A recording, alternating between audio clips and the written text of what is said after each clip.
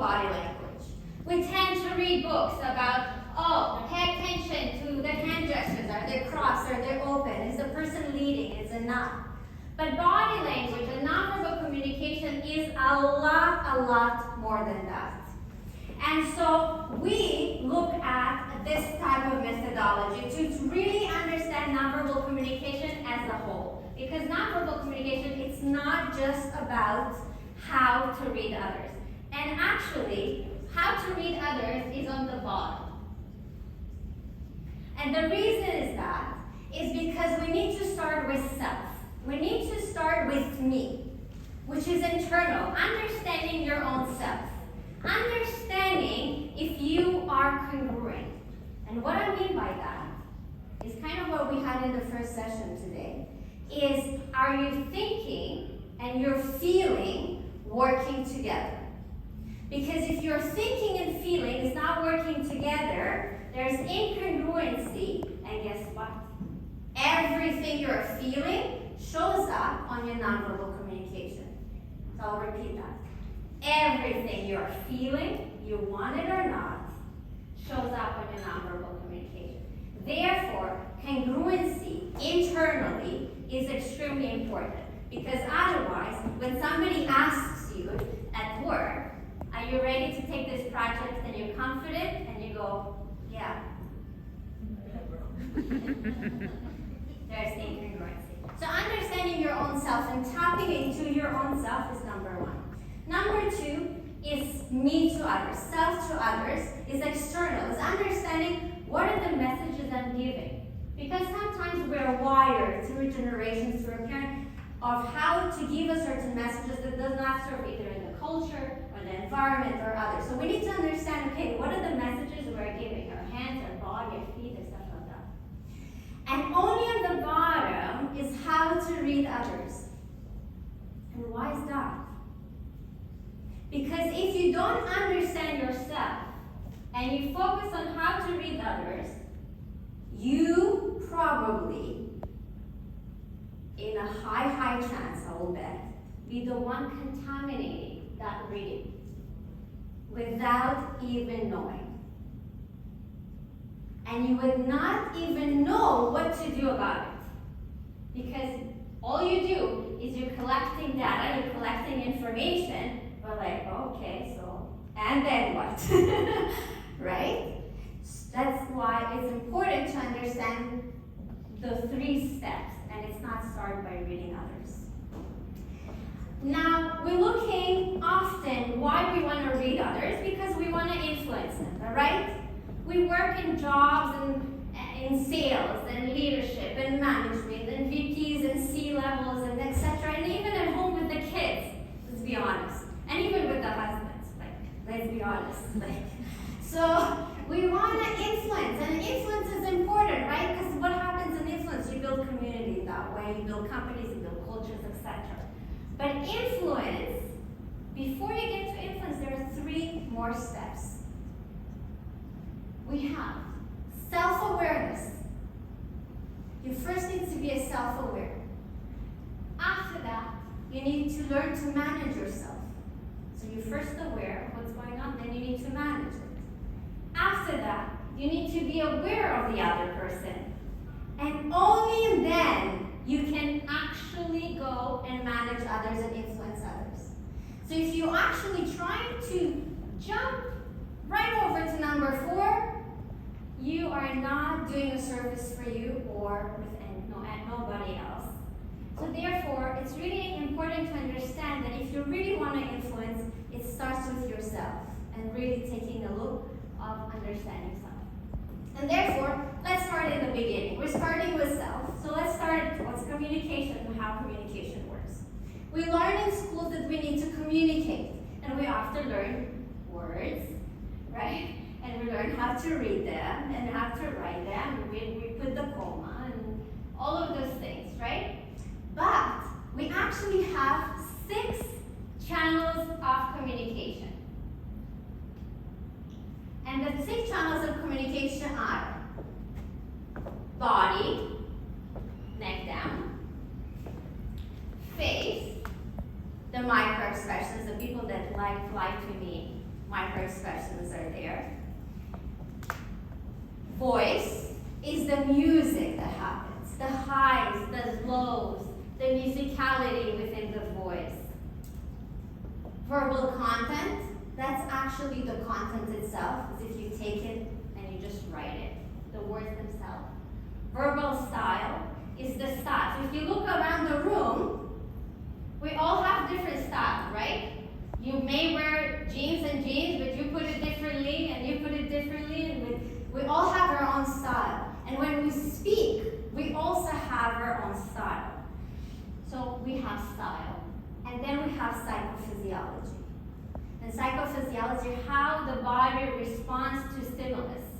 Meaning, when something happens, so for an example, you got scared and fight and flight mechanism kicks in. And what happens? The body takes blood from certain organs and push it to the feet so you can run away as fast as possible, meaning your face may not have as much blood, therefore you lose the redness in the face, right? Or if you sad, that may change. Or if you actually angry, guess what? How many people have seen somebody angry and suddenly they become super red, right? So that's psychophysiology. And it's important to understand that we are constantly communicating and giving messages through those 6 channels of communication, and also receiving. And the easiest way is to look at it is, the techie people will like it, it's all about the data. It's all about the data. What is the data that you are giving to somebody else from those 6 channels of communication? And what is the data you are receiving from the other person? Now, face-to-face is easy. You see me, you see my feet, you see my body, you see my eyes, you see my tone, all of that, right? But when we say face-to-face, we naturally like, oh, okay, nonverbal communication is there, right? How many of you said or thought that when you go virtually on Zoom calls, there's no nonverbal communication? A lot of people. A lot of people came to me and said, Angela, we're on Zoom now. There's no nonverbal communication. Really?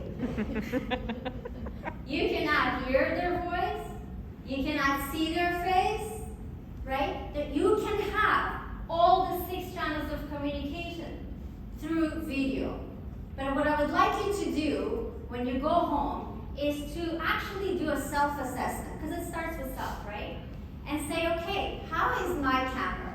What's my setup look like? Am I giving them those 6 channels of communication? Because if I'm not giving them those 6 channels of communication, guess what? It's harder for them to connect, because we are non-verbal beings. When women look at kids and they're crying, they're looking for non-verbal. When we're looking at other people walk into the room, we're looking for the non-verbal. We're not naturally wired for verbal. We're wired for non-verbal. So when you do Zoom calls, when you do video calls, make sure that you're not just showing your face, but you're trying to at least show your hands maybe up to your chest. So check in with yourself. It's all about the depth. And guess what? There's one more when you do video calls. It's actually your setup. What are you showing? Is there a window behind you can barely see your face? Or are you showing data of your brand, of the company? Or are you showing the data of your own brand as a salesperson? What is behind you? Is there books behind you? Is there flowers behind you? What is there? What's the data you're giving to the person in front of you? And I want to leave you with 3 tips. We have a really short time today. But I wanted to leave you with something. Now that you're after me, you go out there and you network, I want to give you 3 tips of what you can do, especially after we've been sitting on chairs and like, okay, what do I do now? I got up, I have all those limbs around me, right? Okay, first, are you congruent?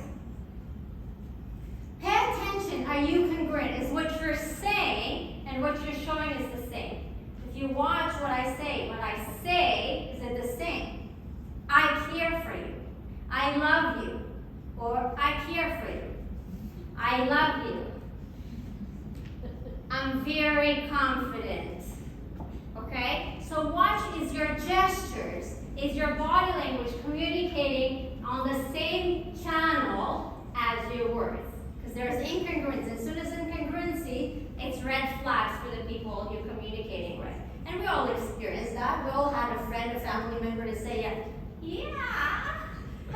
And you're like, whoa, okay, the pitch went out there, right? You make sure that all your channels communicating incongruency.